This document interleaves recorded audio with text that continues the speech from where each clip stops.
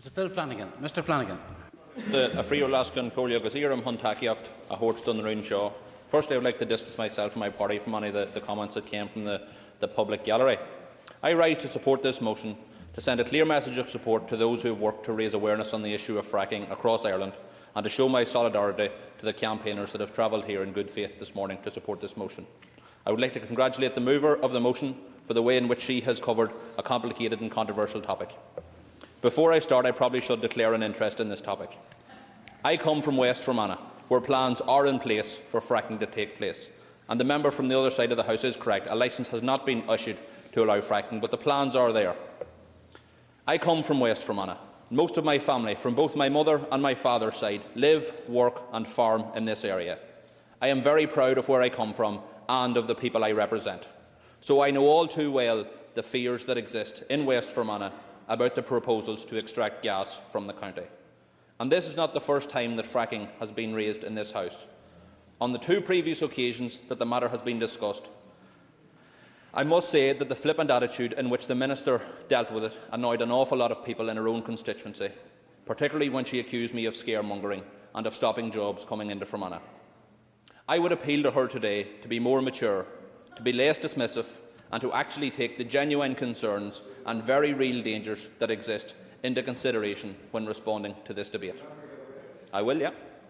I thank the member for giving way, Mr. Principal Deputy Speaker. Can I just ask the member that it is my understanding that as early as 2000, the year 2000, that work of a similar nature was done in Fermanagh.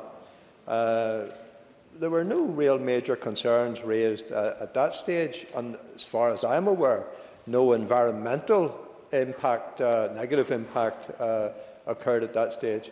Why is it that we were only given the successful track record of this type of work in America, where there have been, I don't know, something in the region of 50 or 60,000 fracking attempts, without any impact on the environment, that the concerns are being raised today? And I thank the member for his intervention, but perhaps if you go back to 2000 or any other time where gas exploration work took place in Fermanagh, he will be aware that 596 different chemicals were not added to the ground, and that is one of the differences. He also says that fracking has taken place in America successfully. My definition of successful is not contaminating water supplies, killing animals, giving people cancer and allowing people to be able to set their water supply on fire. Fracking is very much a new and an emerging technology, and we should not be rushing to use it without taking all of the facts on board.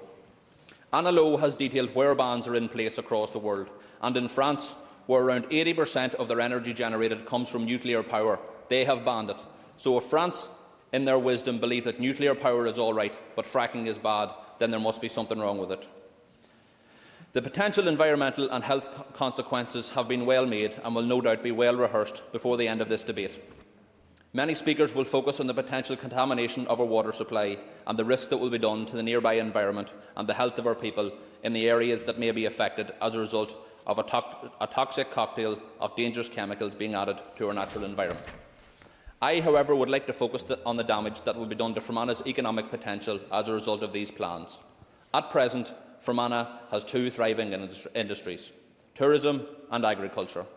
If fracking were to be given the go-ahead in West Fermanagh, there would be a massive detrimental impact on the number of people visiting the county. People come to Fermanagh to enjoy a clean environment, fresh air and tranquility.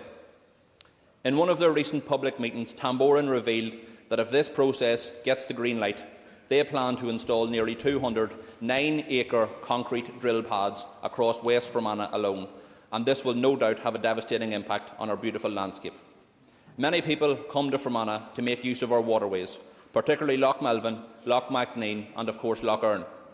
However, any potential contamination to this water will surely leave people reluctant to use these waterways for outdoor activities, and there has to be a certain irony in the strategy the Minister launched last week on the Loch Earn Product Development Study, which identifies strategic plans for future waterways investment.